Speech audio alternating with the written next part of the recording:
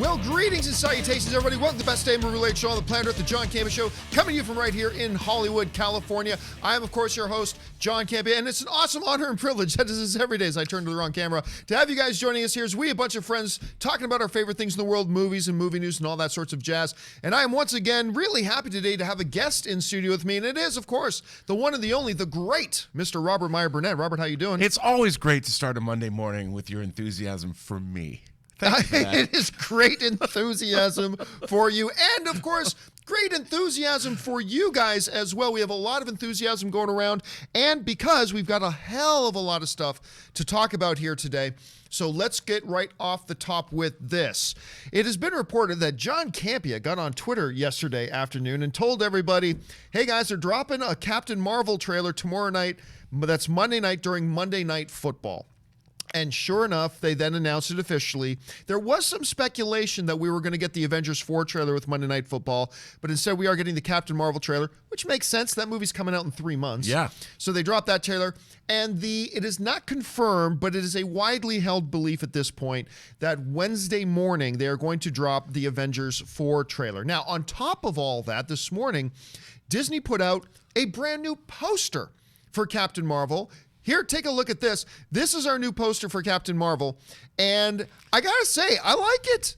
It's working for me. They just focused on, they didn't do the traditional 18 floating heads kind of thing. I dig the artwork on it. I think it looks really cool. She looks very powerful, all that kind of stuff. So this is all looking pretty good. So, Robert, let me ask you, your reaction, you find out we're gonna get probably our true first full Captain Marvel trailer tomorrow night. Well, or actually tonight. Let me say tonight. Yes. You know, you and I have discussed how there hasn't been the enthusiasm for this movie out there that we think that there probably should be. Right. I think that's going to change with tonight's trailer. Tonight's trailer is going to show us we got to see some stuff in this trailer. We got to see explosions. We've got to see the Kree. We've got to see Skrulls. We've got to see a lot of mayhem and tomfoolery in tonight's trailer. And I loved that new poster because it looks like a comic book cover. It does, yeah, it really does. And the coloring of it is very saturated with the color. And I think if we get the trailer equivalent of that poster, then it's going to be something very, very cool. And I'm deliriously excited for this movie. I'm hoping it's great. So I'm excited. I can't wait. You mentioned there's been a little bit of lack of enthusiasm. And we have talked about that in recent weeks about, you don't hear that buzz for Captain Marvel. And there's a couple of reasons that I think universally a lot of people accept as to why. Right. Number one, of course, we have Avengers 4 coming. I mean, to be fair, right. Not a lot of people are talking about Spider-Man Far From Home either. The difference is we've had a Spider-Man movie, so that's fine, but you don't hear a lot of buzz about Spider-Man Far From Home because we got this Avengers 4 movie. On top of that, unlike Black Panther, who people say, well, people are still buzzing about Black Panther. Yeah, but Black Panther made a significant appearance and had a significant role in Captain America Civil War going in. Captain Marvel is somebody we have never met before on the big screen. And for the most part, a lot of the average movie-going audience have probably never even heard of Captain Marvel at this point. So that's kind of understandable. And the first trailer was a first trailer. Right. It was just more of an announcement. Hey, guys, Captain Marvel's coming. This is the trailer, Robert. Is it fair for me to say, tell me if you agree with me this, is it fair for me to say that this is the trailer? Marvel actually, this is a must-win game, to use my sports analogy. This is a must-win. They have to come out and crush it with this. Yeah. Because if they don't crush it and start getting some talk and buzz about Captain Marvel right now, they're going to have a hard time getting that buzz as we get closer and closer to Avengers 4. What do you think? I completely agree with you. I think that this trailer has got to be a trailer that is, if not jaw-dropping for everybody, it's got to make your breath catch in your throat. Right. Be like, I can't wait to see this movie. And also, Captain Marvel's in Avengers 4. Yes. So perhaps one of the reasons we haven't seen an Avengers 4 trailer yet is Captain Marvel's that might tip you off to something that's in the movie. I mean, I don't know. Or maybe they're not going to have her in the trailer. You know how I feel. I don't want to see an Avengers 4 trailer. I just want them to put up the Avengers 4 logo, whatever it's called, whatever the movie's called, and that's it. And play music. Play the Marvel theme or the Avengers theme for 2 minutes. It's coming. That's all. I don't want to see anything. That's it. That's it. Fade to black. I mean, everyone's like, no, I want to see something. Why? Why do you want to see any of this? I don't want to see any of this movie until I sit in the theater and watch it. I am so I haven't been as excited to see a movie since I was a little kid and Empire Strikes Back was coming out. Well, you know what? Remember when the Avengers Infinity War trailer came out, and this is before Black Panther hit theaters. They showed you Black Panther in the trailer. It's true. So there's a little bit of precedent. But I want to bring this up. You know what? Damn it. I wasn't going to talk about this because it just gets me too riled up. But I got to bring this up. You're talking about people getting upset. There have been people online. This astounds me. Like, it just absolutely befuddles me. There are people online who are not I can't wait to see the Avengers 4 trailer, because there's nothing wrong with that. Right. There are people online who are, oh my God, when are they going to give us the Avengers 4 trailer? Nothing wrong with that. But somebody told me, and I didn't believe them until I saw it for myself. There have been people online. I like to call the technical term that they use in sociology is pathetic fucking losers. There are these people online who are like viscerally angry and saying stuff like, Disney is disrespecting the fans by not giving us this Avengers. You know what today marks? Today marks exactly 5 full months until Avengers 4 comes out.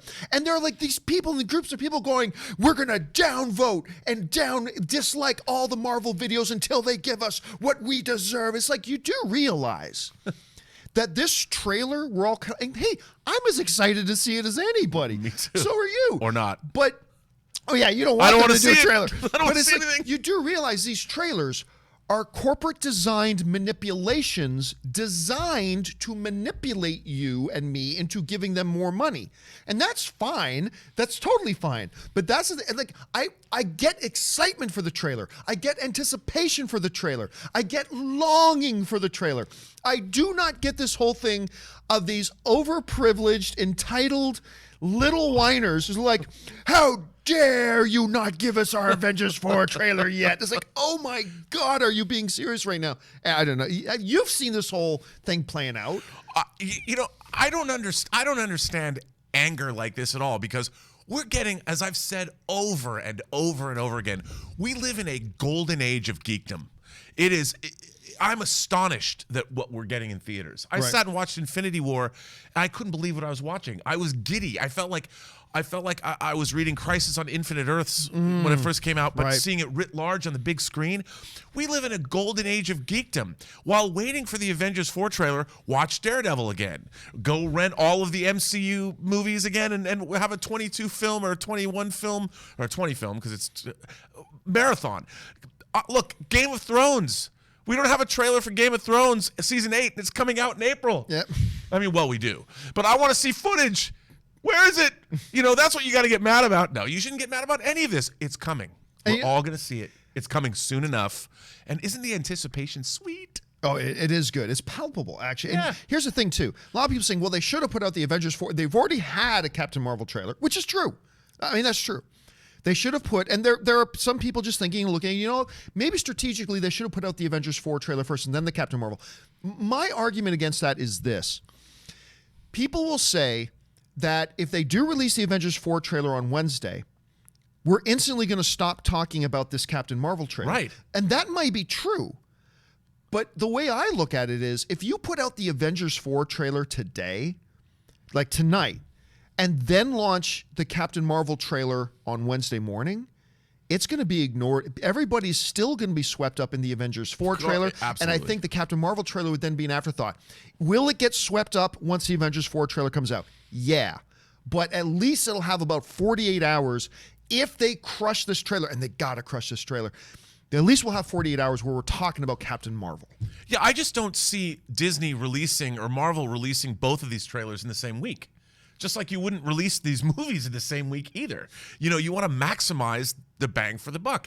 I think we're not going to see an Avengers 4 trailer till deeper into December. So you don't even think they're going to release one on Wednesday? I don't think so. Like, why would you do that? You want people to be talking about Captain Marvel. Like, put the Avengers 4 trailer out deeper into December in front of Mary Poppins Returns. Or something else where you're going to get your eyes on it. I mean, Besides, I want to watch the Captain Marvel trailer all week. If there's an Avengers 4 trailer, I'm not going to watch pretty much anything else except that trailer, even though I don't want to see it. They are only about 2.5 minutes long. I think you're going to be able to squeeze in time in your day to maybe watch them back to back. I don't know. There's been times I've watched trailers all day long. All right, listen, we got to move on to the next thing here. The other thing off the top is this: sticking in the world of the MCU, and particularly in the world of the Russo brothers. Right. A little while ago, I think we're going back to the beginning of October, headlines ran rampant all over the place that Chris Evans has just confirmed that he is done in the MCU after Avengers 4. And the reason they were all writing this is because Chris Evans took to Twitter and he said this. This is the tweet that Chris Evans put out. This is back in the beginning of October. He wrote, "Officially wrapped on Avengers 4. It was an emotional day, to say the least. Playing this role over the last 8 years has been an honor. To everyone in front of the camera, behind the camera, and in the audience, thank you for the memories. Eternally grateful." Now, what I said at the time was, Chris Evans did not just say he was done playing Captain America. Not at all. Why is everybody running these headlines? Now, is it implied? I would agree that there's an implication in there, but he didn't come right out and say it. Because of all the controversy and talk, Chris Evans got back on social media a couple days later to say, well, wait a minute, I didn't say I was doing anything. Chris Evans then said this. He got back on social media and said, "You feel a lot more emotions than I think even I thought I'd feel. And I felt it was appropriate to share the gratitude. I know it had a ripple effect, but I am neither confirming or denying anything." So he came out and said this. Now, I'm one of these guys that I am certainly not saying that Chris Evans is absolutely not done as Captain America. Right. I'm not saying that at all. I think it's very possible he could be, but I don't think we have anything definitive yet. Well, this past week, one of the Avengers directors, one of the Russo brothers, Joe Russo, was being interviewed by the Associated Press. And the question of Chris Evans and his future in the MCU came up. And Joe made it even more confusing right now, because then Joe Russo said this regarding Chris Evans possibly leaving. Joe Russo said, "I think it was more emotional for him than us, only because, he's not done yet. And I won't explain what that means, but the audience will soon understand what I am talking about."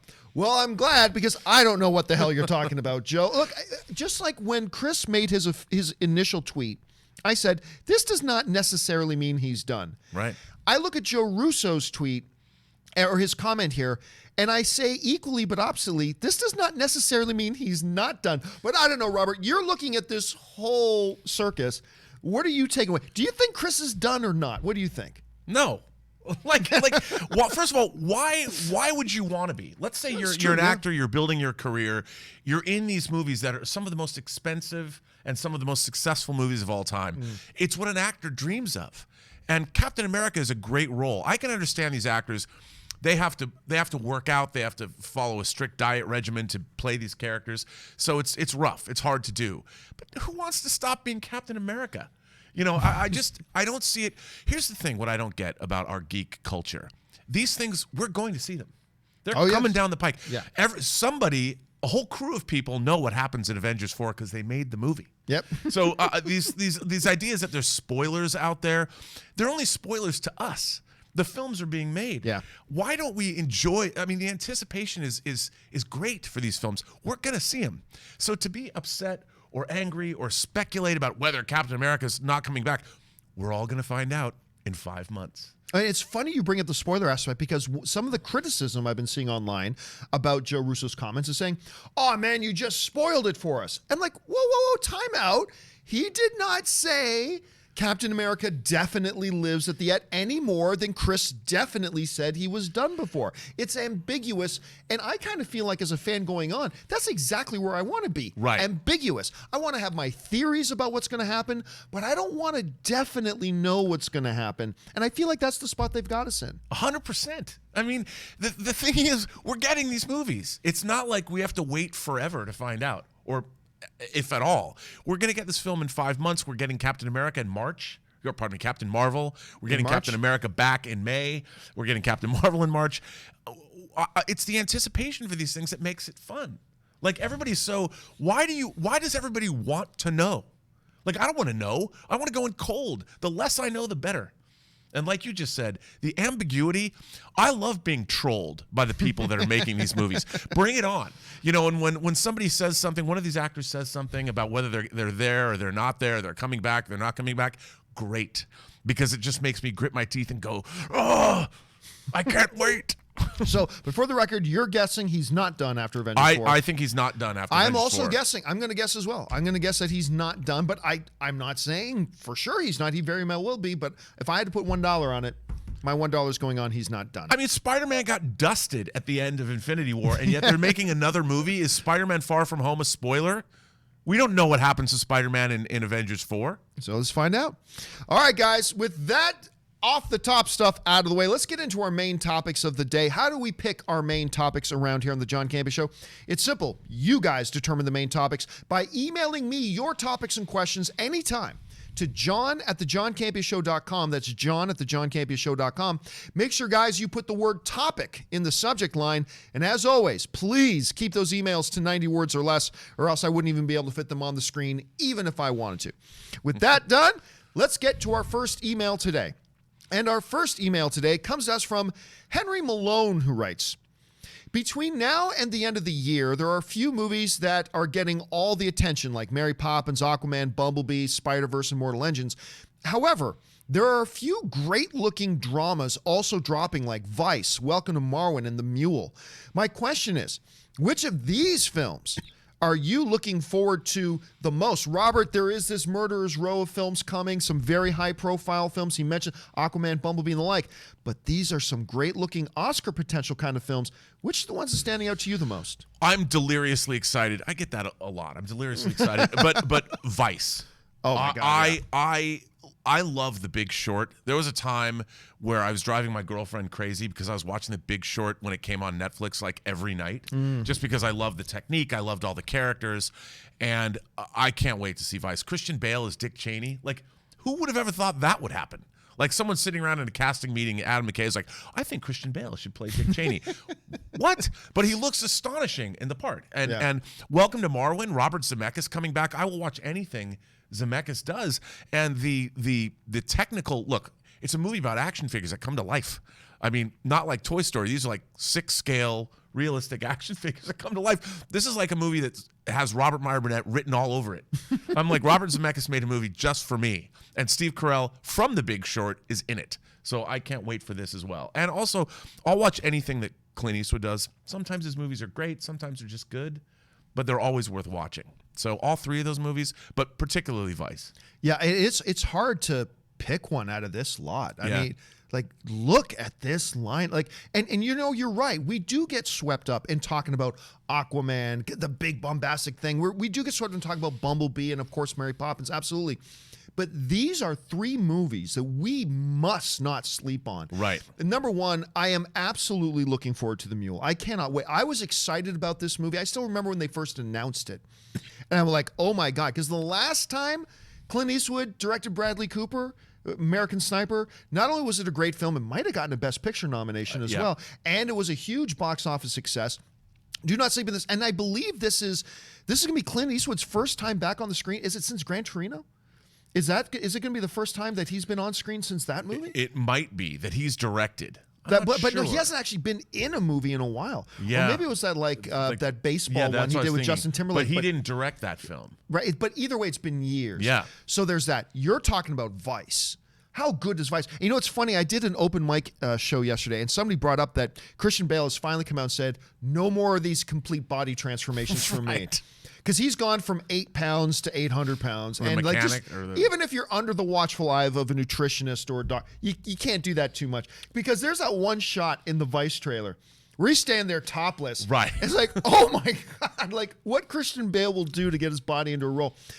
First of all, the story of Dick Cheney is crazy intriguing. Yes. All on its own. You mentioned the talent involved because you got, by the way, Steve Carell is in 2 of these movies that we're talking about. Steve Carell is Donald Rumsfeld. Yes. Sam Rockwell is George W. Bush. He looks great as George. And he sounds great as Bush, too. Yeah. I can't. I love Sam Rockwell. Oh, I mean, who doesn't? But I got to say, it's Welcome to Marwen for me. And I'll tell you why it's welcome. And I cannot wait for The Mule. I cannot wait for Vice. But the reason Welcome to Marwen has me so intrigued, besides the fact that Steve Carell has quietly become, he's the new Tom Hanks. He's the guy that we all knew in comedy. That's very apt. And has transitioned to being a powerhouse in drama as well. Looks like a movie unlike anything I've seen before. I've never seen anything that quite looks like this. And it's a killer cast. You got Leslie Mann back in there. I've loved the two of them together in 40-Year-Old Virgin. But it's just, you combine the director with the star with something that looks so imaginative. I cannot wait to see all three of these. Your vote's going to go for Vice. Totally not a wrong answer. My vote's going to go for Welcome to Marwen. Totally not a wrong answer. What do you guys think? Out of these three films, what do you think could actually be the best of December? Jump down to the comments section and let me know what you think. All right, what's next? Well, the next comes from Vince W. I read that Warner Brothers is backing off of Superman and Flash movies.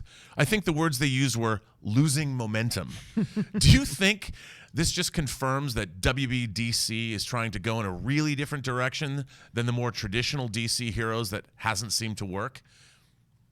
I don't know. What do you think, John? I mean, look, we know about all the turmoil that's been going on with Superman, right? We know Warner Brothers put out an official statement saying, as of right now, we have no official plans for a new Superman movie. So we've known that that's a project that has lost all momentum, and those reports that have never been properly refuted, saying that Henry Cavill is pretty much done. That's kind of an assumed thing at this point. Right.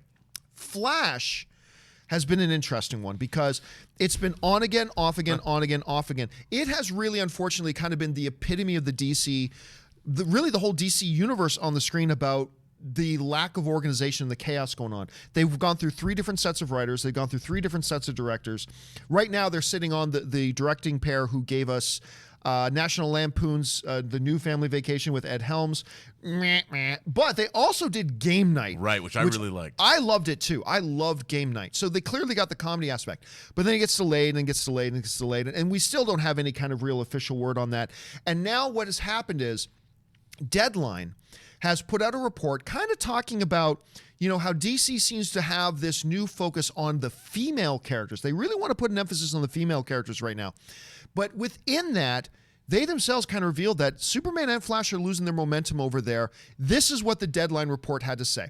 The Deadline report said DC's most famous female hero, Wonder Woman, is on her way back as well. Filming began last summer on Wonder Woman 1984, which reunites director Patty Jenkins, who is amazing, by the way, and star Gal Gadot for a sequel to the acclaimed 2017 hit. The movie's release has been pushed to June 5th, 2020. There's also been talk of films for Supergirl, Zatanna, and Batgirl, while male hero movies, and not to mention all the Marvel female stuff that we got coming on, not to mention Harley Quinn, Birds of Prey, all that kind of stuff as well, while making male hero movies like the long-promised Flash solo movie or a new Superman installment have seemingly lost their momentum. So hearing Deadline come out at this point and say something like that is really just confirming what all of us have been feeling and what all of us have felt and sensed. It has seemed like this Flash project keeps getting pushed and pushed and delayed to the point that I'm going to say this. I am guessing we're not even going to get this Flash movie. I'm at the point now. I'm not willing to put money on that by any stretch of imagination, and I'm not saying I have any insider information. This is just me as a fan speculating. I'm at the point now that I think DC under Walter Hamada, they are moving in a new direction to try some things they have not tried before because what they were trying simply wasn't working. I was looking forward to a new Flash movie. I liked Ezra Miller as Flash. I certainly loved Henry Cavill as Superman. But if I had to guess right now, I'm guessing we're not even going to get this Flash movie. What do you think? Well, again, look, I think what will determine a Flash movie or not is how well Shazam does. Because the tone of Shazam, obviously, they're talking about it being big with superheroes, which is a great pitch. Flash can be a lighter character, and if Shazam works really, really well and brings that comedic aspect and that playful aspect, I think that they'll have Flash on deck to follow it up because it's that same kind of a Flash movie. By definition, is going to be a little lighter, probably a lot funnier than the dark, somber Man of Steel. As much as I love Man of Steel, especially when you look at the directors they've got on board, the game night guys and everything. Yeah. Absolutely, and it all comes down to me. It's always about the script and the story. And I think the problem with the Flash movie is, what is the story? They talked about doing Flashpoint Paradox or Flashpoint. I mean, that's so steeped in the entirety of the DC universe. It's kind of a mistake. You've got to come up with, what is your Flash story, especially when Flash has been on TV for how long now? Yeah, yes. I don't know, fifth, sixth season. They need to come up with something that's new and unique. I mean, and I think that's true of Superman as well. I think they just don't have the script that they need, that they're going to greenlight. Something you said that I thought was interesting that I'll actually take the opposite point on. It's like you're mentioning it depends on how Shazam does. Part of me wonders if a really successful Shazam wouldn't just reiterate to like a Walter Hamada that, yep, going in this new direction with these new characters we haven't explored before, that's the way that I can't help but wonder if Shazam being a big hit would even lessen the chances of a Flash. But at the same time, maybe a big hit with Shazam made for, I mean, I don't know. We're going to have to wait and see. All right. Let's move on now to the second email today, or the third, I should say. And the third email today comes to us from Alexis Magana, who writes, "Hey, John, I heard the embargo for Bumblebee lifts this Saturday. Is this a good sign? Usually the last 5 films in the Transformers franchise usually lifted the day of." All right, Robert, we are approaching Bumblebee here. It's coming up. What are your expectations? Do you think things are pointing positive for this one as opposed to the train wrecks we've had in the previous Transformers movies? I do. I think this movie looks like it's character-based. I mean, the Transformers movies have always been about the Transformers, obviously, and robot foo. Instead of kung fu, you have robot foo, right. Robots fighting. I really think Bumblebee, you've got Travis Knight coming off of Kubo and the Two Strings. Yeah. I think they brought him in. They needed a different direction. They really have to come back to the first Transformers film, which I actually liked, was really about a boy in his car. I love the first, unabashedly, unapologetically, I love the first Transformers movie. Now they've got the story of a girl in her car. And Bumblebee to me looks equal amount sweet and kick-ass. And that I really am looking forward to it. I love the old school Gen 1 Transformers designs. Yep. Everything about the movie, it has that sort of E.T.-ish quality, which I think everybody, a boy or girl in her alien or his alien, or robot as it were. I think this movie is going to be more successful than everybody thinks it's going to be, and especially coming off The Last Night. I think this is going to re-energize the Transformers franchise, and I think it's going to put a smile on faces and warm our hearts.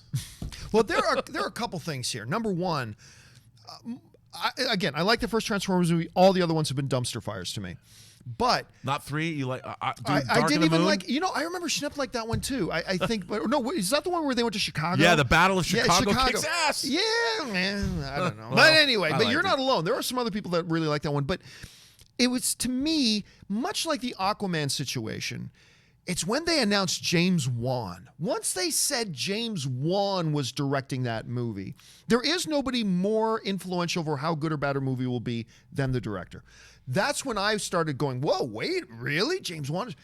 I had the same experience with Bumblebee because I heard they're going to do a Bumblebee standalone movie. That is ridiculous. And then they said, Travis Knight's going to direct it. I'm like, the dude who directed Kubo and the Two Strings is going to direct this. What? Now, here's your biggest thing. As you were kind of pointing out in your email, the critic reviews, the review embargo does get lifted on Saturday. Now, there's a couple things here to keep in mind. Number one, they have to lift the embargo on Saturday because the first public screenings on Saturday, remember, they're doing special advanced screenings on the 8th, that's Saturday, of Bumblebee across the nation. There are special one-night only screenings on the 8th. This is a couple of things. So number one, you have public screenings, you have to lift the review embargo. But it's not the review embargo lifting that makes me think, oh, they really believe in this film. What really makes me believe that they believe in this film is the fact that they're doing a public screening weeks before this movie is supposed to even, they're doing public screenings of this before Aquaman's doing public screenings. If you don't believe in your movie, and you think you've got a movie that people aren't going to like, you don't put out sneak peeks nationwide for people to see it and then bad talk your movie for weeks before the movie comes out. Look, Paramount may be right and Paramount may be wrong, but I can guarantee you right now, where Paramount's mind is right now, is they frickin' believe in this movie. Paramount, they might be right, they might be wrong, but they 100% think they've got a winner on their hands. They 100% believe they've got a Bumblebee movie that the audiences and the critics are going to like and love, and that's why they're putting this thing out on the 8th, so they can have weeks of positive buzz and word of mouth to help them try to stand up against Aquaman, which, as we all know, is probably going to win that weekend, but I think they're going to compete a lot stronger. Now, maybe Paramount is dead wrong. Maybe their movie sucks and they just don't realize it. But at least they think it's a good movie, and that is at least a step in the right direction. I completely agree. I mean, it's like, I'll show you yours if you show me mine. Show you mine, whatever. I told you I can't play that game anymore. But I do think that this is a huge look. Showing a movie is the final arbiter of whether it's good or not, and the fact that they're putting it out for the public, especially in this climate. What do you call the week of death? The Killer's Row, the Murderer's Row of movies. I mean, the fact that they're putting it out, it's all you need to know. And I'm curious because the Transformers franchise, they know that it's sort of a moribund franchise. It's not really where they want it to be. Last Night did not perform well at all compared to the other 4 Transformers films. Yeah, no. And I think Bumblebee, they think it's a new direction. They think it's a new beginning, and it very well might be. I'm actually excited to see it, truth be told. Yeah, I have moved from being dumb idea to, ooh, Travis Knight, I'm intrigued, to I think the trailer's been killer, particularly these last ones that have shown some of the original G1 to get some of us who are really into the nostalgia of the Transformers really on board. Yeah, I'm with you. I'm now at that point where I'm not just curious, I'm legit excited about this movie. Yeah, me too. And I'm going to see it this Saturday. So there you go. All right. What's the final email today? Well, this final email comes from Amanda Wright. Hi, John. I'm a horror fan, and the last couple of years have seen a big jump in the profile of horror movies with some great surprise hits. Looking forward to 2019. What horror films do you have your eye on the most? John, what do you want to be scared by in the new year? You know, it is funny. She is absolutely right. There has been a bit of a resurgence in horror. I mean, a horror that's really been taking front and center stage with people. Like, we've had movies like Lights Out, which I just loved. Then you had movies like, I mean, it's horror comedy, but you had Happy Death Day, which I liked. Yeah, the sequel looks good. And the sequel looks great. We had Hereditary, which is kind of like psychological horror kind of things. I mean, we had It. We had Don't Breathe, which with Stephen Lang, which I loved Don't Breathe. So did I, man. And I cannot wait for them to do a sequel with that one as well. And we've been getting these, and Blumhouse, like, we're in the age of Blumhouse where this is some studio making these little low budget for bus fare movies that come out and make $100 million or make $80 million when they made it for $5 million. Get Out. Oh my God, Get Out. So yeah, we are heading in. And you know what? 2019 looks like it could also be pretty dang special. 2019 looks like it could also be pretty dang special. I'll tell you which one I'm looking forward to the most in just a second. But obviously we've got It. You know, It 2, the second chapter is coming. I love the first It. I thought the first It was great. But then we've got some other ones, like maybe a little bit. We got Happy Death Day to You 2. They're calling New Mutants. It's really, they're calling it a kind of a horror movie. That's cool. We got 3 from Hell and things like that. We got La Llorona, which that trailer was amazing. I kept calling it Lorena. Right. And then everybody's like, John, it's La Llorona. I'm like, all right, fine. I'm terrible at my pronunciation. That scene in the car was so freaking good. I remember watching that scene in the car with my wife. The kid is like, my wife is like, I mean, they played the whole scene in a trailer. Yes, they did. They really did. But I'm going to say this. The one I'm looking forward to the most, and I was not before, I wasn't even all that excited at all. I quite frankly thought it was a bad idea to make a remake of Pet Sematary. I was not on board with that. I didn't think it was a great idea. It wasn't something I thought they should do. But then I heard, you got Jason's in there, you got John Lithgow in there. Then they dropped the trailer. The little drum beat, right? Yeah. And like the whole thing, the way it's shot, the tone they showed me. I'm not a huge horror movie guy. I mean, horror movies generally, they don't scare me. Even the ones I really love, they don't scare me. So I'm not big into horror all that much. But I saw the It trailer, And I was like, oh my God, this might be one of those few You mean films. Pet Sematary. Sorry, Pet Yeah. Sematary. Thank you. I saw the Pet Sematary trailer and I went, oh my God, this could be one of those very few instances where a remake / reboot comes out that is actually better than the original.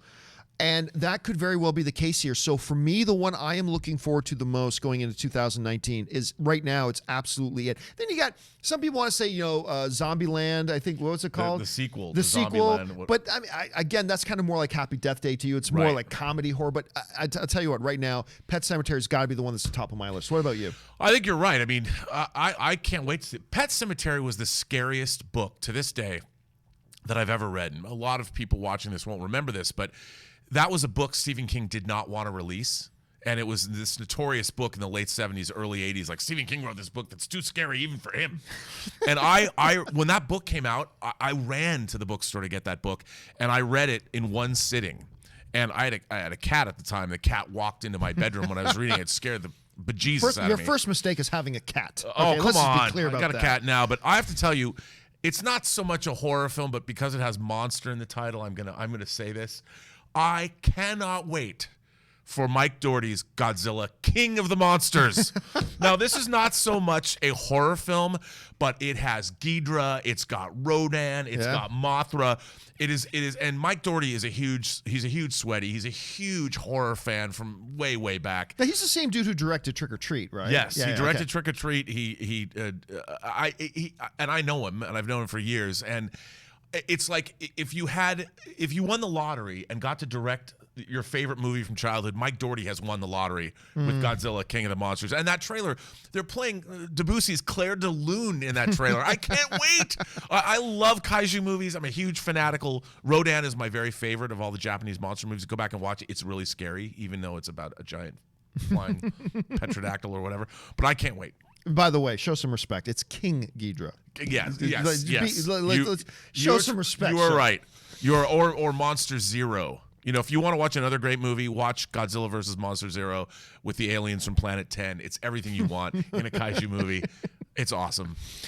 All right, guys, that will do for the email segment of our show. And now we're going to take a little bit of time and take some live questions from you guys. You guys have been firing in a bunch of live questions because we do, for those of you watching later, we do the show live every day, Monday through Friday at 9 a.m. Pacific Standard Time. So let's go over and check out the live questions that have come in. We're going to start off with the first question from Technovine, who writes, watch Negan's intro into the Tekken 7 trailer, John. First of all, I am not a Tekken player.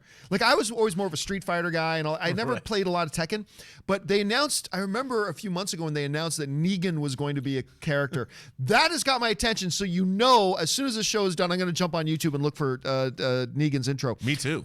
Vrinder Singh writes, someone told me that Mortal Engines has had its world premiere a few days ago, but then why can't I find any critic reactions online? I honestly don't know that it's had its world premiere. Yeah, I don't either. I mean, it may have. That could very well be the case. I haven't seen that.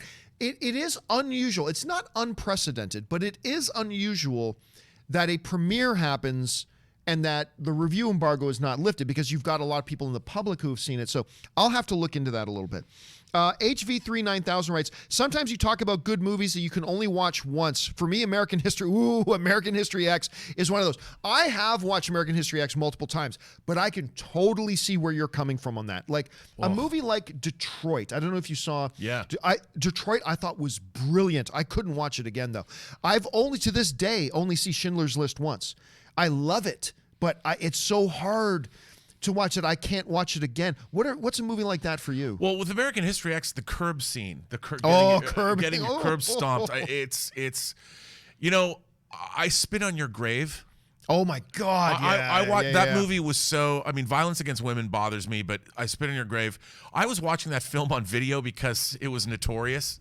And my mom came in when I was watching I Spit on Your Grave. I was like 13. It's better than your mom walking when you're watching something else. Yes, but it was pretty horrible. And my mom was like, what is this? She thought I was warped. She wanted to send me to a psychiatrist. I've never watched I Spit on Your Grave again. It's just a horrifying experience. I can't get through it. All right, George Costanza writes, doesn't the CW know that you have to keep worlds apart? If not, they would collide and destroy each other's hashtag smack my head. Well, I mean, it looks like they're doing a lot of very cool things. I mean, there was a new teaser that just put out where they show, like, I think it's Earth 90 and like there's all types of chaos. I just got to say this.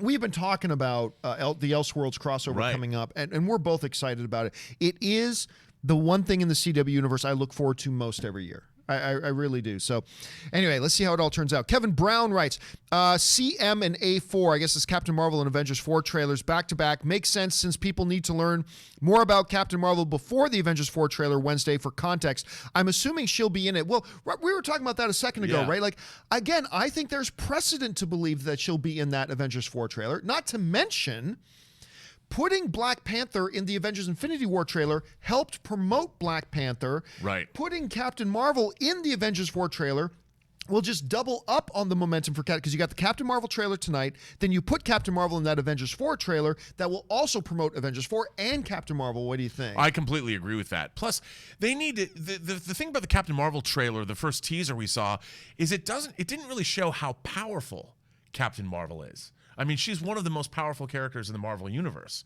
Kevin Feige suggested she may be the most powerful character in their universe. And we need to see her unleash. So if there's like a scene where she goes mano-y-mano, so to speak, with Thanos or something like that, they just probably drop Ronan a the snippet. Accuser, maybe? Yeah, something like that. But in the Avengers 4 trailer, they just give us a little snippet. Avengers 4 trailer, right. So people are going to be like, oh, you know, and I think... Yeah, I think we need to. I would love to see that. If you want to get people really psyched up, just have Hulk throwing a punch at her and her just casually catching the punch. That will freak a lot of people out. Yeah. All right. Rami J. Royster writes, what does it mean when somebody mentions if it is a quote-unquote real job, whether doing YouTube or a regular 9 to 5? Look, and I get it. Look, the running joke for me, and Ray, you know your mom. Ray's is Ann's brother. And my mother-in-law, since the day Ann brought me home, and we had been dating for about 6 months by the time she brought me home. She was convinced for the longest time she didn't actually think I had a job. Like, she thought I was unemployed. And I would try to explain to her that, no, this is a full-time job. Like, you watch movies? I remember this one time. I was trying to explain to her, Ann was there with me. I was trying to explain to my mother-in-law what it was I did for a living, right? And she was like, and I do a terrible, she speaks broken English accent, kind of stuff with a Filipino accent. And she's like, you watch movies at home? Yeah, well, yeah. And then she turns around, Ray should get a job like that. And I'm like, oh. For those of you who've watched me, you've heard me say this before, but on the day of our wedding, Ann and I had been together. We'd been living together for a year at this point. Now we're getting married, right? And the ceremony's done. And I do a part in the ceremony where I actually make, you give your vows. Yeah. I made half of my vows to Ann's parents.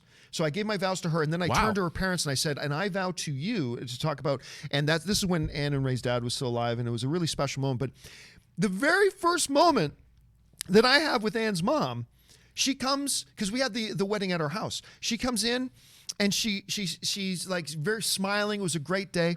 And the very first words I hear from Ann's mom after we get married is, she's there, and Ann's right there, and she goes, so, because I'm Canadian, right? And now I'm marrying an American. She goes, so you can get a job now? And that was the very first thing. And it has been a back and forth thing ever since, that sometimes I feel like she gets it, that I actually work for a living, and sometimes she doesn't. But you can understand, because a lot of YouTubers, it's a hobby. People do it for like 45 minutes when they get home from work. So I get it. There's that impression. But I mean, when did you first realize that people doing these video things, this can be a full-time job? Well, I've been working in Hollywood as a filmmaker for 29 years, and there's never any steady work. You go from job to job, you go from show to show.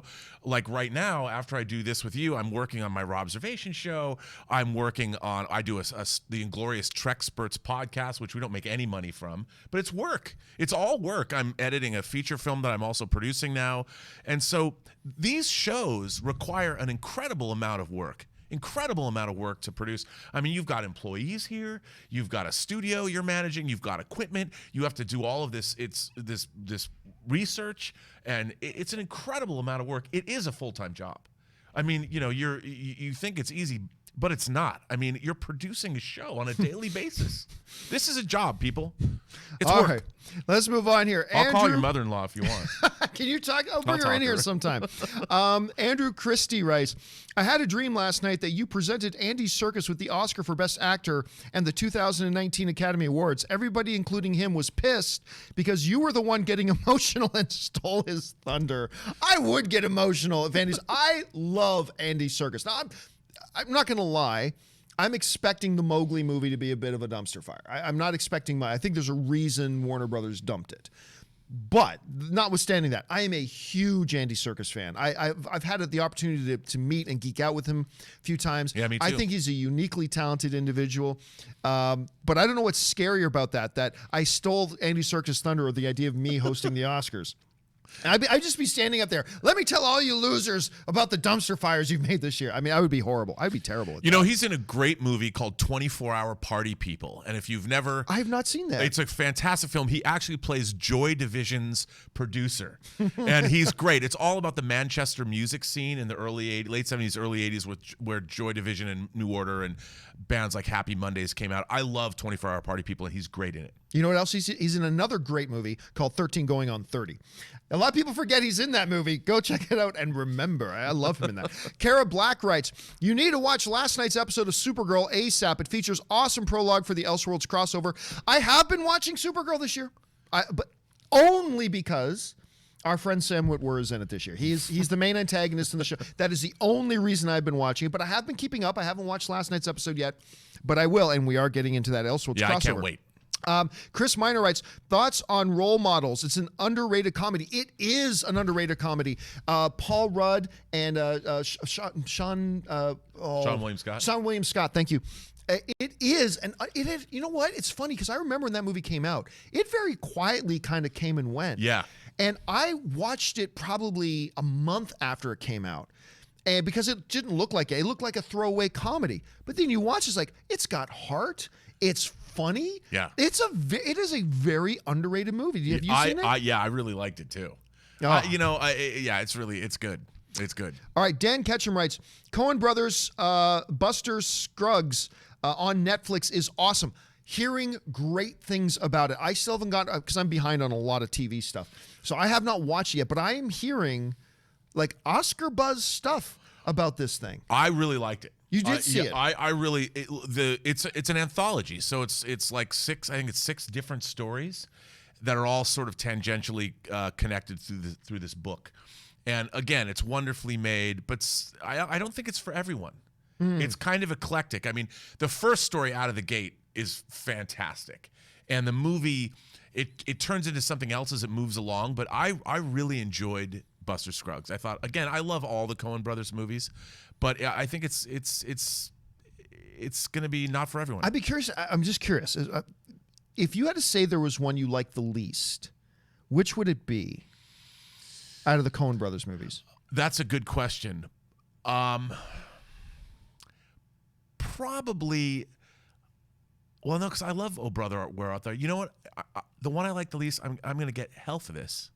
But no, I'm not even going to say that. I won't say that. The one I like the least, I don't know. You know, a lot of people will say Lady Killers.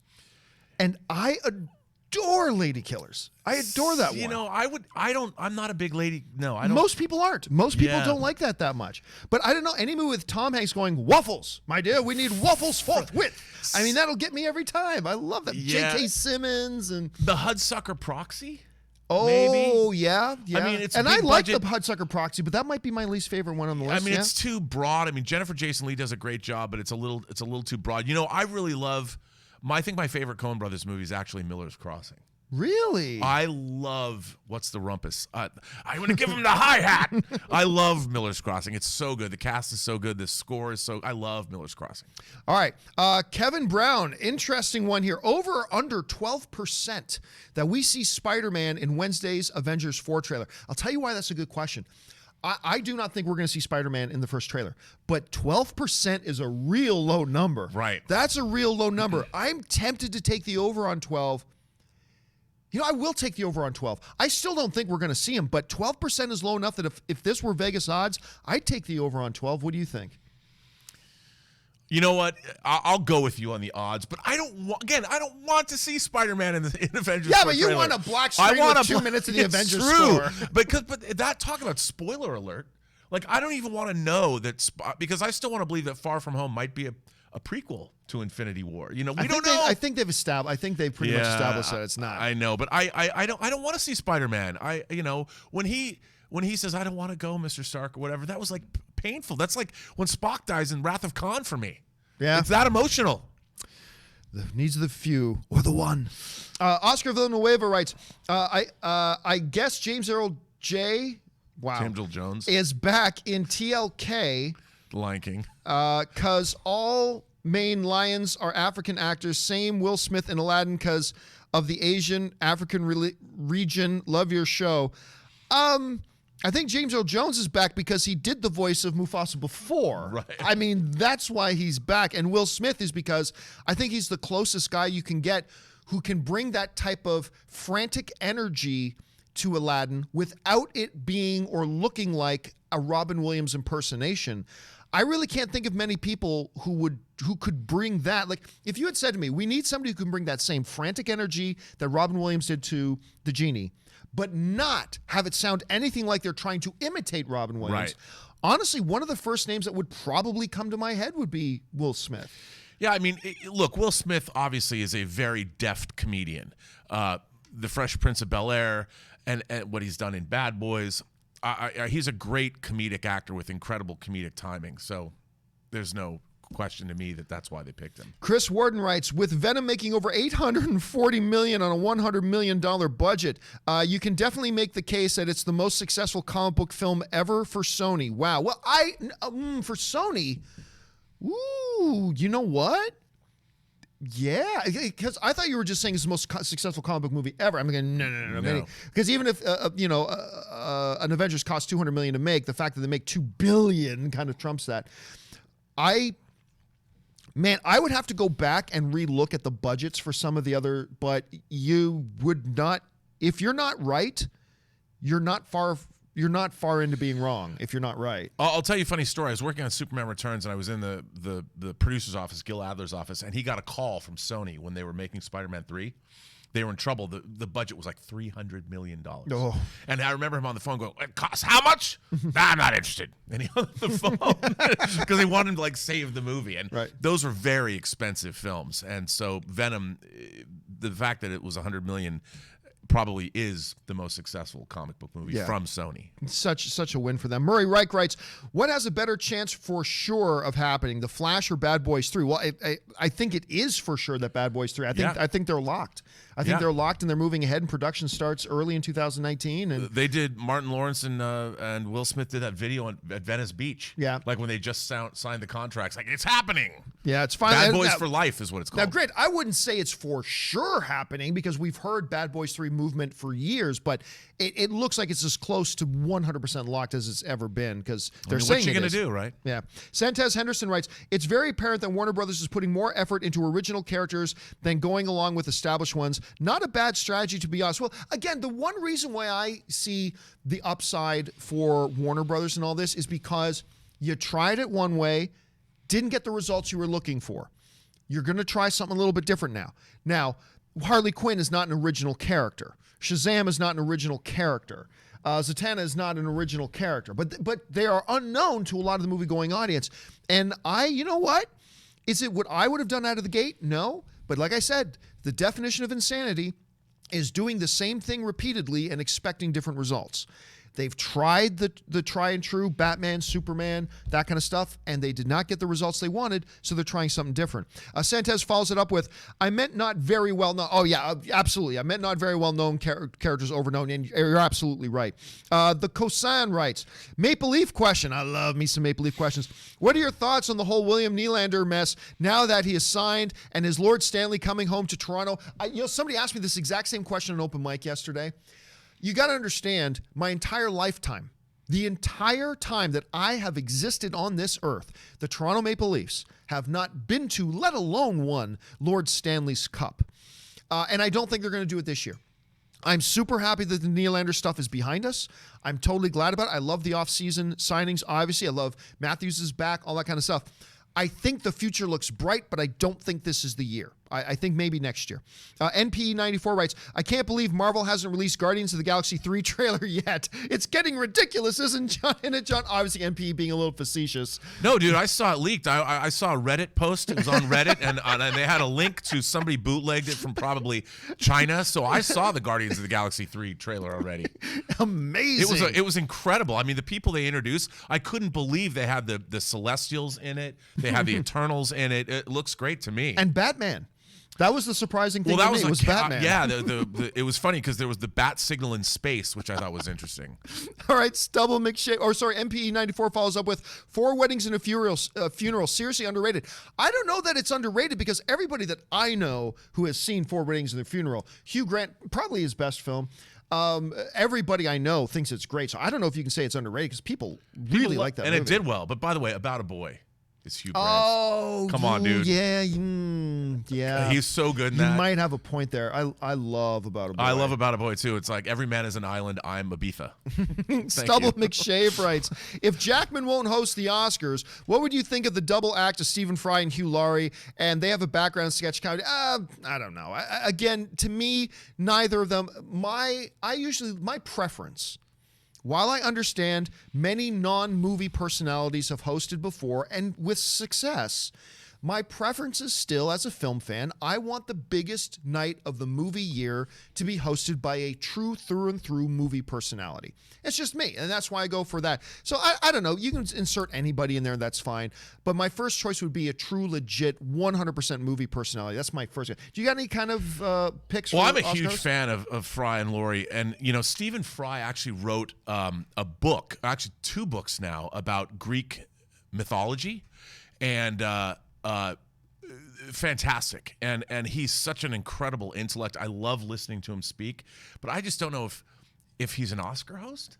Like you said, you've got to bring. Like I always think it's weird when if you go back, I love watching on YouTube old Oscar shows. Now they're putting them up, and like when Bob Hope hosted the Oscars, he brought that sort of funny gravitas because he'd done all those road pictures with Bing Crosby, and it's weird how they have more TV personalities now hosting the Oscars.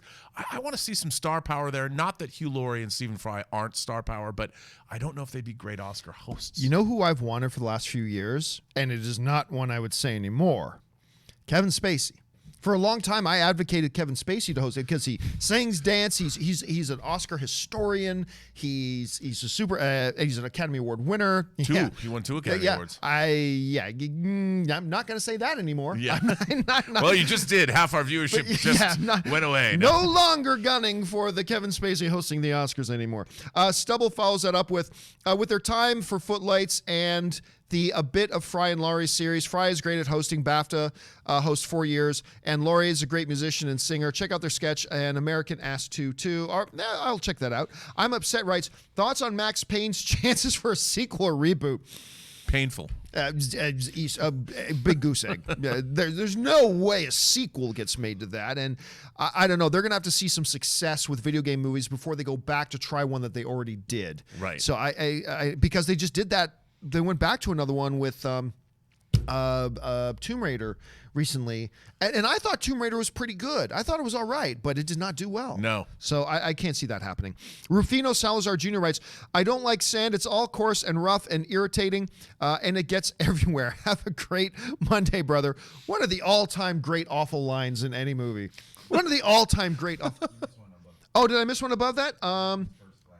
Oh, I get, because I am upset. Asked 2 questions in a row. So let me go back to that. I'm upset is even more upset now. Yes, now he is. What happened first, Flash or Guardians 3? Oh, I'd say Guardians 3. Yeah, I think it's more likely Guardians 3 gets done. I think we're gonna, because they have the script. Yeah, and I think they have a director. Yeah, I think they've chosen their director. They just haven't announced who it is yet. So that one is definite. Flash. Look, if I had to put $5 on it, I would guess Flash is still going to happen. I guess, but I'm leaning more and more away from it. Let's see. Back to Rufino. Yeah, one of the most great awful lines in movie history. Like if you wanted to capture a moment that epitomizes why the prequels are awful. I mean, that's a great moment. You can just I hate sand. It's coarse and rough, and it gets everywhere. Like, what does that even mean? I'm not really sure. And why would you? That's not exactly the kind of pillow talk that, it doesn't work. Anakin, not a really deft ladies' man. That guy. NPE writes, Lion King is okay. Lion King is not okay. Lion King is okay, but can't rival Disney's first five. I mean, look, that's why all film is subjective. Everybody's going to have different opinions. To me, it exceeds the Disney original five, and that's not me casting any shade on the Disney original five, not in any movie in Disney history, but to me, Lion King is just the best animated movie I've ever seen. Well, it's funny. You go back and talk about history. The first, Snow White, Pinocchio, those films are wonderful, timeless classics. But that doesn't mean that The Lion King isn't as good or better. It's just another film in the pantheon. Like, I always find it strange when people are like, oh, it's got to be better than this or less than that. It's of its time, And The Lion King was a modern classic. It was Disney coming back from a horrible early '80s, late '70s period, and from The Little Mermaid on, Disney reclaimed their title. All right, John Early writes, if Joker does well, could you see Warner Brothers maybe abandoning the shared universe idea in favor of a DC multiverse? They could call it Worlds of DC. Haven't they already called it Worlds of DC? DC Universe. Or some. I think they already kind of do that. But even then, I would not call it multiverse. Right. Because even in calling it multiverse, you're still saying it's connected. Right. Even when you're like, and everybody's desperate to say all the movies are connected, whether it's in same literal universe or in the same reality of a multiverse, whatever. Let's just accept they're not connected in any way. Right. Not a multiverse, not anything. It's a different movie taking place in a different reality, and just let it go at that. Pool of Dead writes, I know this won't happen, but it would be funny if the Avengers 4 trailer was just a logo that said Avengers Untitled followed by Captain America's patience speech. Pool of Dead and I, we park our shuttlecrafts in the same shuttle bay. Let me tell you, I'm with you 100% on this. I just want that to happen. I love this idea. No trailer, just the speech and a screen that reveals the title. Listen. That's it. As much of a hard time, rightfully so, that I give all those people who bitch and moan about there not being an Avengers 4 trailer yet. I mentioned this on my open mic yesterday. If Wednesday comes and Good Morning America comes on the air and they go, now, ladies and gentlemen, the world premiere of the first trailer for Avengers 4, and it's a black screen with Alan Silvestri's ba ba ba ba ba ba, and it's just Avengers 4 ba ba ba ba ba ba, and then it fades to black, and that's it. As much of a hard time as I've given all those people about bitching and moaning about DC's, even then I will go, you might have a point. You might have a point that at this point Disney is just disrespecting at this point. They can't I mean, I know Pool of Dead is joking, but they can't really do that, right?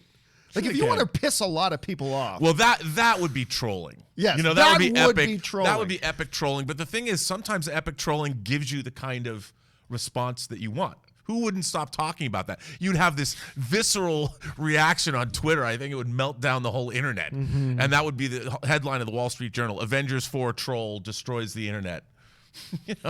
Ben Sultan writes, so you're telling me that they're going Blue Beetle movie, that they're doing a Blue Beetle movie, but not a Static Shock movie. Well, I mean, look, let's put it this way. In the history of DC, lots of reports have come out about lots of movie projects happening, right? And many of them never happen. We don't know that they're actually doing a Blue Beetle movie. I'll be honest with you. I'm not thrilled about the idea of either a Static Shock movie, because I know a lot of people like Static Shock. I don't think there's really a place, but whatever. But I'm also not all that big on Blue Beetle. The one thing that does intrigue me was that if they do it, and the reports are saying they're going to do the Jaime Reyes version of Blue Beetle. Right. If you do that, think about this. In the 50 some odd movies we've had, comic book movies in the last number of years, none of them have had a Hispanic or Latino lead. None of them. Zero. And the Latino population makes up 24% of the movie-going audience. Almost 1 out of every 4 movie tickets that get sold is somebody in the Hispanic or Latino demographic. And we can't make one superhero movie that has somebody from that demographic in the lead. That is the one thing that intrigues me about this, because business-wise, that could do booming. But all other things being equal, do I want a Blue Beetle or Static Shock? Not really, but I could totally see the business case for a Blue Beetle. Well, yeah, absolutely. Although, I'm partial to Ted Kord Ted Kord's The Blue kid, Beetle. right. I mean, I love Justice League International or Justice League that came out in the 80s, the comedic version. And Blue Beetle and Booster Gold were, like I said, the Hope and Crosby of that team. I mean, it would be great to see. I would love to see a blue and gold movie with those two characters because they play off each other well. But you're right. I mean, I think we will. I think we're going to see a Hispanic live-action superhero soon. All right, we are just about out of time here, so we're going to take two more questions here. This one comes to us from PGML, and PGML writes, Logan, bad shit happens to people I care about. You understand, Laura. Then I'll be fine. I love this movie. Wolverine is my favorite character. I, to my dying day, will insist that Logan was the best film of 2017. To me, it was one of those movies that absolutely transcended the genre. People say, oh, a movie transcended the genre just because they thought it was good. No, it didn't transcend the genre because it was good. It's because it really did go way outside the boundaries of what a comic book movie is. It went modern, gritty drama. It went old-style Western. It went all this kind of stuff. It was so much more than a comic book film, you know? And you can try to do that and fail, but they tried it and they nailed it on every level. There are so many heartfelt, moving, emotional moments. You identified with the character. You empathized with the character. And this one line that PGML is pointing out is absolutely one of those movies where your heart just breaks, and also you love the sass of the character. Right. And I just, again, I was thrilled that Logan became the first comic book movie in the history of the Academy Awards to get nominated for Best Screenplay. It is one of the most important Oscars there is. For them to acknowledge it and give it that was remarkable, but I will still say I do not forgive them for two things. You should have nominated this film for Best. To say it wasn't even in the top 8 or 9, to me was absolutely ridiculous, but fine, they've got a ways to go. But also, I fully believe Patrick Stewart should have been nominated at least for Best Supporting Actor. He will break your heart in this movie, man. I completely agree, but I think again there's a prejudice against comic book films, and remember, Logan is a sequel to how many movies? You've got all of the X-Men movies, and then the Wolverine movies, and it's seen as part of a look. I was happy when Sylvester Stallone got nominated for Creed, because it shows that those kinds of prejudices are falling away. But Logan is a wonderful movie, and I think it shows the possibility of what a comic book movie can actually be when you start thinking out of the box and looking at other genres and really breaking free of the bonds of what people normally think a comic book movie is. And it's a wonderful, wonderful film. When I think of it, there are only really two movies that pop to mind that really, maybe you can add a third to it, but one is obviously The Dark Knight. Right. Dark Knight is one that went well beyond the boundaries of what we traditionally think of a comic book movie. The other was Logan. I mean, you got some great comic book movies. Like my all-time favorite comic book movie is The Avengers, but it very comfortably lives within the parameters of a comic book movie. Right. You can look at some other big ones too, but to me, it's those two movies that really went far further than what we would traditionally expect. I'm also a huge fan of Alex Proyas's The Crow.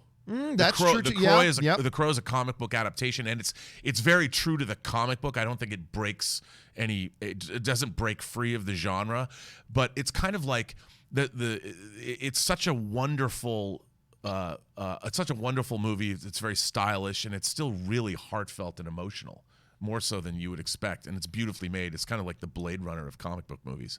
All right, thanks a lot, PGML, and we'll move on now to the final the live question we'll take today. And by the way, guys, there's still a bunch of questions that have come in. Don't you worry. They will get addressed. I'm going to gather up all the questions we don't have time for here, and they will be on a companion video. I will put that up in the next couple of days. We just put up a bunch of those over the weekend as well. So don't worry. If you sent in a live question we don't have time for, they will be addressed on a video. Keep your eyes open for that. All right. Michael Jones writes in, hey, John, Saturday, the AMC theater I go to in Durham, North Carolina, had a pre-screening for Spider-Man in the Spider-Verse. I want to see that movie, Spider-Man in the Spider-Verse. What's that? Is that like what's the name of that studio? Asylum? Is that the Asylum version of it? I had not heard about it. Manager said it was sponsored by PlayStation. Again, much like Bumblebee and Aquaman, where studios have been showing a lot of confidence, we are hearing reviews coming out about Spider-Man Into the Spider-Verse that aren't just good. There are a number of people and a number of outlets that I respect using words like, this is the best comic book movie this year.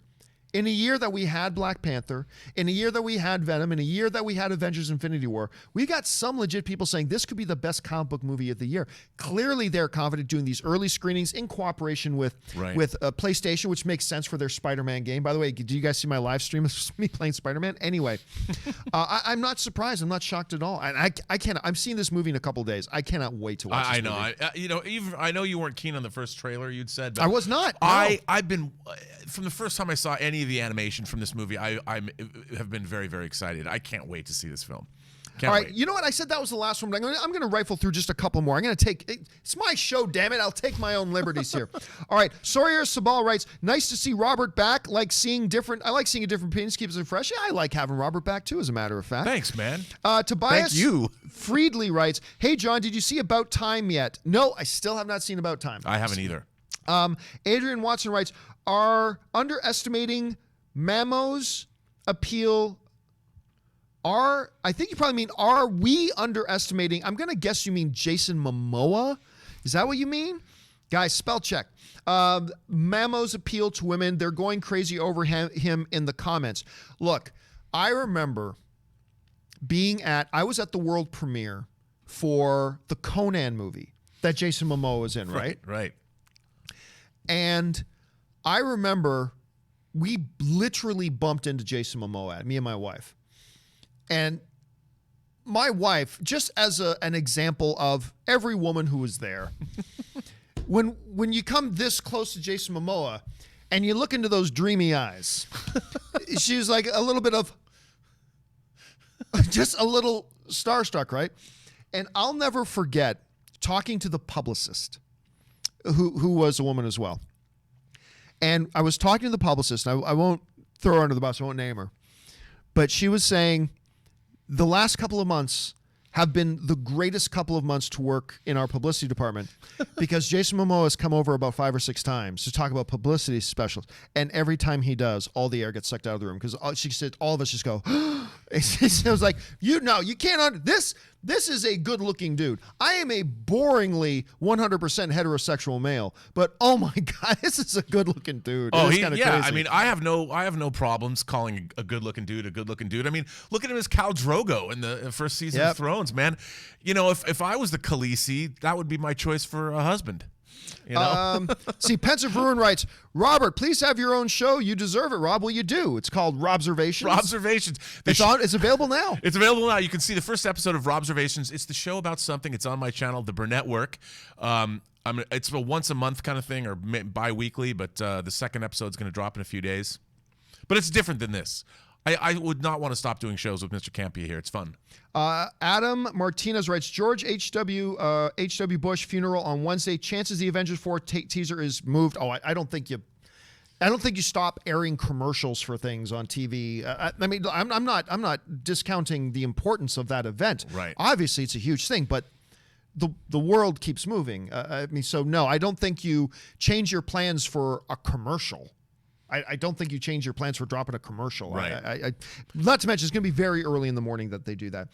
Jared's Reviews writes, good morning, John. Saw Spider-Man Spider-Verse early and had a damn fun time. The movie has a lot more heart and emotion. It was refreshing to see a different character as Spider-Man on the big screen. Has the same tone as Lego Batman. Well, I love Lego Batman. Yeah, me too. I love that. Why that movie did not do better at the box office completely confounds me.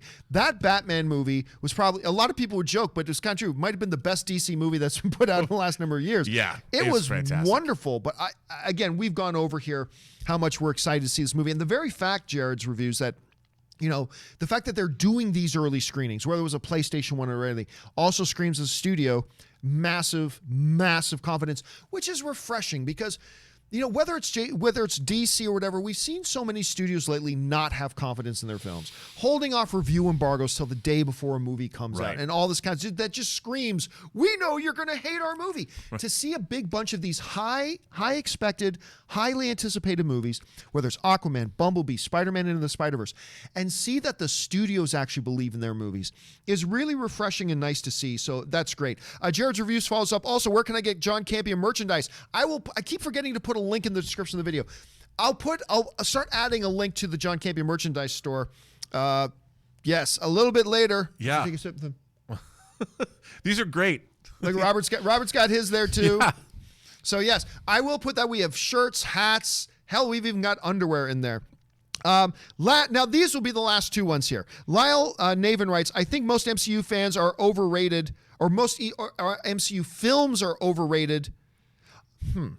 I think most MCU films are overrated after Guardians of the Galaxy Volume 1. Well, I mean that's fine. Everybody can think any movie is overrated. I mean, really what I find 90% of the time, nay, 99% of the time, when somebody says such and such a movie is overrated, what they're really saying is, I don't like that movie as much as everybody else. That's what you're really saying. And that's fine. All film is subjective. Nothing says you have to love the MCU movies like a lot of other people do. I don't think they're overrated at all. But you don't like it as much as everybody else does. And there ain't nothing wrong with that. Look, I don't like the original Blade Runner. Which I think he wants to he kills me with darts from his eyes whenever I say that. I don't like the original Blade Runner. I wish I did, but I don't. That's the subjectivity of film, man, so don't you worry about it. Last question of the day. Stubble McShave writes, is it possible that the Russos' answer, let me try this again. Is it possible that Russo's answer means that Chris Evans will move behind the camera and direct an MCU movie? Yeah, of course it could. It could mean a million different things. Like when they say Chris Evans isn't done, it could mean he's coming back as Captain America. It could mean he's coming back to direct. It could mean that he's going to be out of the MCU for 4 films, and then they have a plan to re-emerge Steve. I was going to say Steve Austin, a man barely alive. Which is very different. We can rebuild him to bring back Steve Rogers. It could mean a million different things. I don't think there's any one definitive thing. All right, guys, we've gone well over time here. Once again, for those of you who sent in live questions, don't worry. I'm going to gather those up, and we will address those questions. I dropped my pen. We will address those questions in not a live video, but in a companion video later this week. Keep your eyes open for that. All right, guys, I want to thank, of course, my great co-host today, Mr. Robert Meyer Burnett. Robert, where can people find you online? Well, you can find me on Twitter at BurnettRM. Find me on Instagram at RMBurnett, or you can listen to our Star Trek podcast, The Inglorious Treksperts. The episode that dropped last night has to do with Star Trek villains, or watch my show, Robservations, on the Burnett Work on YouTube. Or find me, on the Weekly Hero with you. Yeah, which will come up again on Wednesday. And guys, you can find me on Twitter, simply at John Campea. You can see my Twitter handle right there. And of course, I'll be back again tomorrow for the next episode of the John Campea Show. That'll do it for me for now, guys. Thanks a lot for being here. My name's John Campea. For Robert, Ray, Mariah, Jonathan in the booth there, and everybody else helping out with the show, thank you so much. Bye-bye.